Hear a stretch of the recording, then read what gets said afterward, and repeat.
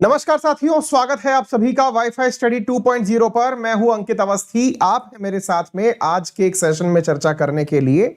चर्चा है इस बात की कि भारत में क्या एलन मस्क अपनी इलेक्ट्रिक कार, जिसको कि आप टेस्ला ब्रांड के नाम से जानते हैं, क्या उसे बनाने वाले नहीं हैं।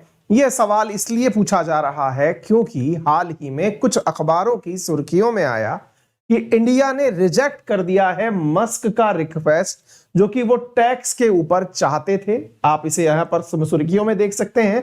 India reject call for tax benefit by Elon Musk. India ने एलन मस्क के द्वारा जो टैक्स के ऊपर राहत हमसे मांगी थी, हमने उससे इनकार कर दिया है। तो बड़ा सवाल यह बनता है कि अब जब भारत ने इनकार कर दिया है उनके द्वारा मांगी गई चीज पर, तो सवाल है कि क्या वे फिर भी आएंगे, क्योंकि यह बहुत बड़ी न्यूज है कि इंडिया ने एलन मस्क की डिमांड को इनकार कर दिया है कि नहीं, ऐसा नहीं हो पाएगा।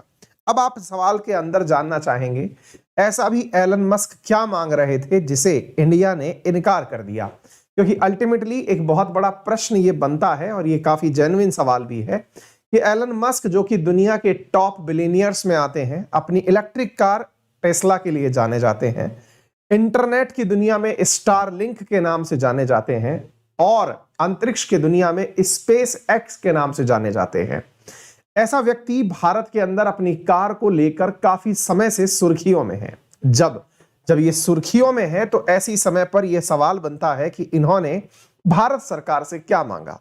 आइए हम आपको बताते हैं।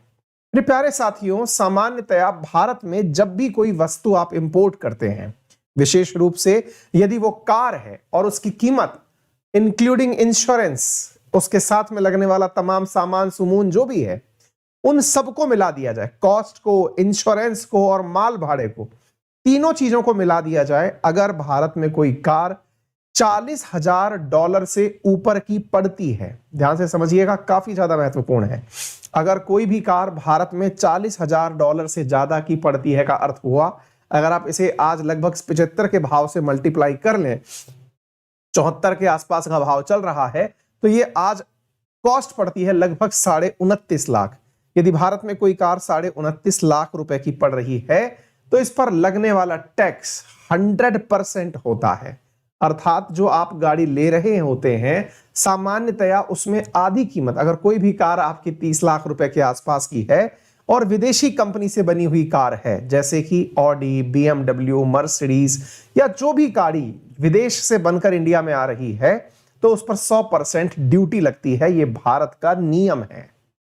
पहला पॉइंट पहले इसे समझिए, उसके बाद आगे बढ़ते हैं। यदि इससे कम कीमत की कोई गाड़ी बनी बनाई आप इंपोर्ट कर रहे हैं, बनी बनाई का मतलब हुआ कि बनी ही बाहर थी, अब तो सीधी बना करके डिलीवर की गई है आपके पास में, और उसकी कीमत 30 लाख से भले ही कम क्यों ना हो, तो भी उस पर 60% ड्यूटी लगती है, इंपोर्ट ड्यूटी लगती है। अब आप पूछेंगे कि सर, अगर ये टैक्स हट जाए तो ये ऑडी, BMW का हाल क्या होगा? इसका हाल वही होगा जैसे आज आप होंडा सिटी वगैरह खरीदते हैं, 15-20 लाख रुपए टाइप की गाड़ियों के अंदर आपको ऑडी, BMW मिलने लग जाएगी। फिर आप पूछेंगे कि साहब, टेस्ला के साथ परेशानी क्या है? टेस्ला के साथ परेशानी यह है कि यह गाड़ी अगर इंडिया में इसका सबसे लोअर वर्जन भी आता है तो भी वो 30 लाख रुपए से ऊपर का पड़ता है। अब जब वो 30 लाख रुपए से ऊपर का पड़ता है तो एलन मस्क को डर है कि इतनी महंगी गाड़ी इंडिया में खरीदेगा कौन। वो बात दूसरी है कि भारत में ऑडी, BMW, मर्सिडीज का सबसे बड़ा बाजार में से एक बाजार है। हम बहुत से लोग फिर भी गाड़ी को शौकिया तौर पर खरीदते हैं। ऐसी स्थिति में एलन मस्क को डर यह है कि अगर टेस्ला हमने बना भी दी, इंडिया के मार्केट में 30 लाख रुपए से ऊपर की पड़ी, इसका मतलब उसके ऊपर 100% ड्यूटी चली गई, और ड्यूटी की स्थिति में उन्हें लगता है कि उनकी गाड़ी इतनी अधिक मात्रा में नहीं बिक पाएगी जिस मात्रा में वो उसे यहां पर बेचना चाहते हैं।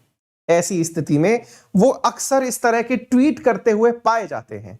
जैसे 24 जुलाई को उन्होंने ट्वीट किया था कि वांट टू, यानी मैं इंडिया आना तो चाहता हूं, but import duties highest in the world, लेकिन यहां पर जो आयात शुल्क है वह दुनिया में सबसे ज्यादा है। अब आप पूछेंगे ऐसा क्यों है?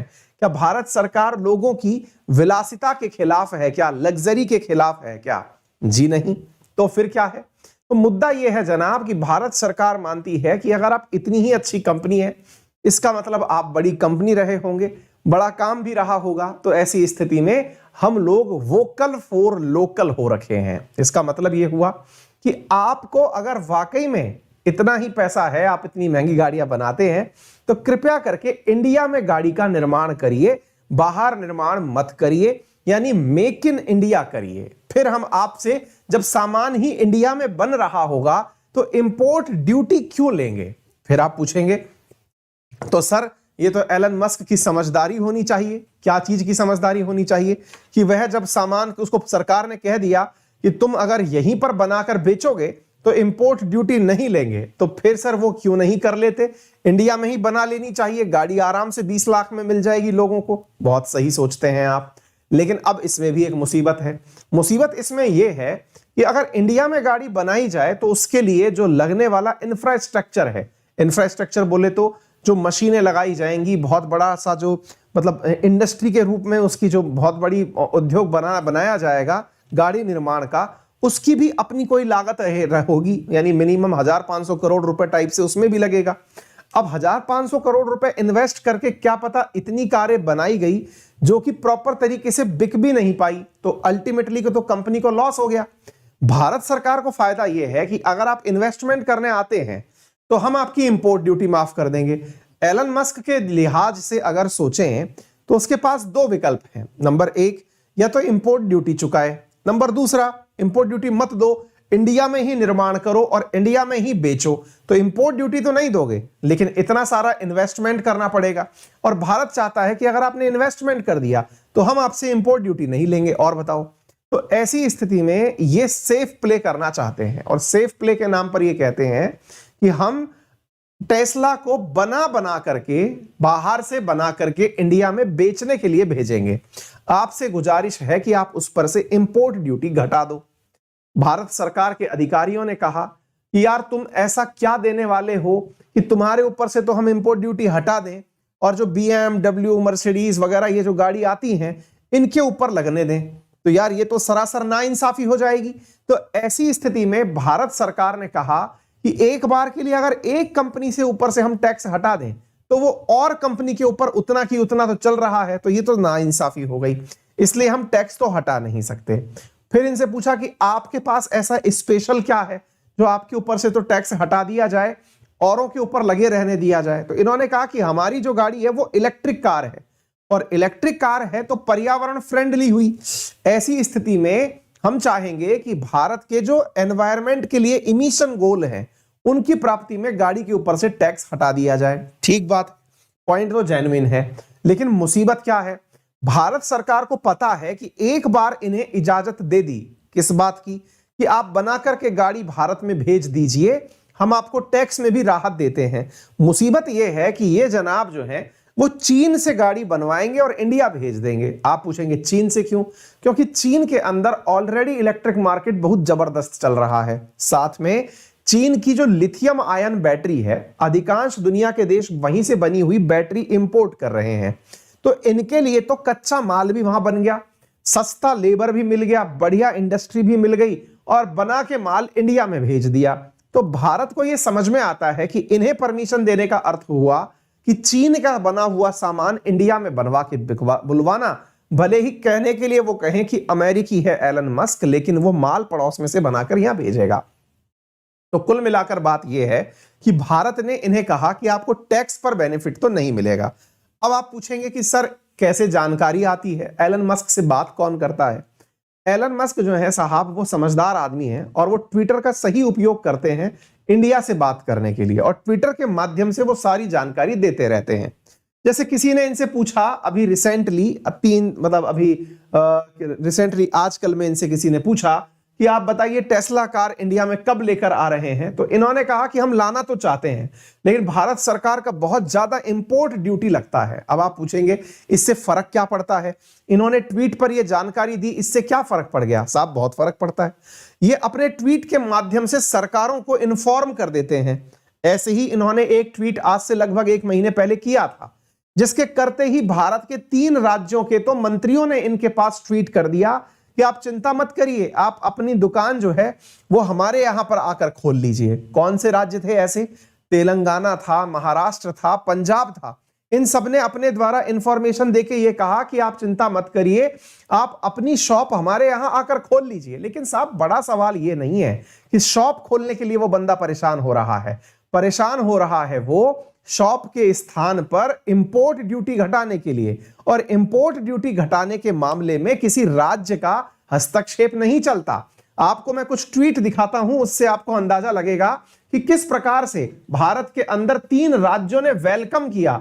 बकायदा आप देखिए, केटीआर तेलंगाना से, इन्होंने कहा कि मैं मिनिस्टर बोल रहा हूं, आप हमारे यहां आइए, बकायदा शॉप लगाइए। 14 जनवरी को मैसेज कर दिया है। इधर जयंत पाटिल हैं साहब, महाराष्ट्र के मंत्री साहब, ये कर रहे हैं, ये लिख रहे हैं कि आप चिंता मत करिए, मैं महाराष्ट्र का मंत्री बोल रहा हूं और आप हमारे पास में आकर के बाकायदा यहां पर मैन्युफैक्चरिंग प्लांट लगाइए। अरे तो उसको मैन्युफैक्चरिंग प्लांट लगाना ही नहीं है ना, दिक्कत तो ये है कि वो मैन्युफैक्चरिंग प्लांट नहीं लगाना चाहता साहब। बाकी राज्य तो सारे वेलकम कर रहे हैं, आओ और इन्वेस्टमेंट करो। कोई ये थोड़ी कह रहा है कि मैन्युफैक्चरिंग में पैसा लेंगे। इधर देखिए, पंजाब की तरफ से नवजोत सिंह सिद्धू जी कह रहे हैं कि आप आइए, हम आपका पंजाब में स्वागत करते हैं। तो साहब, जहां केंद्र सरकार की विरोधी पार्टी है, केवल क्या वही राज्य मतलब स्वागत कर रहे हैं? ऐसा तो नहीं है। मुद्दा यह है कि केंद्र सरकार ने इंपोर्ट ड्यूटी लगा रखी है और केंद्र सरकार अपने इस मुद्दे पर सख्त है कि जब विदेश से माल बना के बेचोगे तो पहले हमारे पास इंपोर्ट ड्यूटी दो, तब जाकर के बनाओ। मैन्युफैक्चरिंग में तो सरकार को कोई दिक्कत ही नहीं है ना, जौन से राज्य में आओ वहां पर चले जाओ। भारत के बहुत सारे राज्य, जैसे हमारा राजस्थान भी इन्वेस्ट इन राजस्थान प्रोग्राम चलाता है, वाइब्रेंट गुजरात चलता है, उत्तर प्रदेश में भी निवेश कार्यक्रम चल रहे हैं। संपूर्ण भारत तो इस समय पूरी तरह से तैयार ही है कि आइए और निर्माण कार्य करिए। तो कुल मिलाकर बात आपको समझ में आ गई होगी। परेशानी है इंपोर्ट ड्यूटी की, मैन्युफैक्चरिंग की कोई दिक्कत नहीं है, लेकिन कई राज्य दिखाना ये चाहते हैं कि देखिए हमने तो टेस्ला से कहा था पर वो आए नहीं। वास्तविकता यह है कि इंपोर्ट ड्यूटी आपके हिस्से का सवाल नहीं है, केंद्र के हिस्से का सवाल है। आप माफ कर भी सकते थे लेकिन कर नहीं सकते, है ना। तो ये है, उम्मीद है आपको ये जानकारी समझ में आ जाए। फिलहाल के लिए इतना ही। यदि आपको ये जानकारी समझ में आए तो वीडियो को जरूर शेयर करें, चैनल पर नए हैं तो सब्सक्राइब कर लें और चैनल को लाइक कर लें। मेरा रेफरल कोड है अंकित10, जिसका यूज करके आप अनअकैडमी पर कोई भी सब्सक्रिप्शन परचेज करें, 10% का आपको डिस्काउंट प्राप्त होता है। अनअकैडमी के प्लस कॉम्बो पर फ्लैट 4500 का ऑफ चल रहा है, प्लस जीएस पर 2500 का ऑफ चल रहा है। यानी 12 महीने का कोर्स अगर आप प्लस कॉम्बो लेते हैं तो 51,000 रुपीज में पड़ रहा है। जीएस प्लस ऑप्शनल जो है वो 15, कब तक के लिए? 17-16 फरवरी तक के लिए यह ऑफर आपका वैलिड है। यदि आप 18 महीने का कोर्स लेते हैं तो आपको 76,000 रुपीज में एडुकेटर कोड को यूज करके, जिसका नाम है अंकित10, उसको यूज करके आपको 76,000 में 18 महीने का कोर्स मिल जाता है। हमारे पास आइकॉनिक सब्सक्रिप्शंस भी उपलब्ध हैं, जिसमें आपको पर्सनल मेंटरशिप दी जाती है, लोन फैसिलिटी जिसमें 0% इंटरेस्ट रेट के साथ क्लासेस अवेलेबल हैं। फिलहाल के लिए इतना ही। अपना ख्याल रखें, बड़ों का सम्मान करें, छोटों को प्यार दें, अपना व्यक्तित्व इस प्रकार से विकसित करें कि महिलाएं आपके साथ सुरक्षित महसूस करें। धन्यवाद।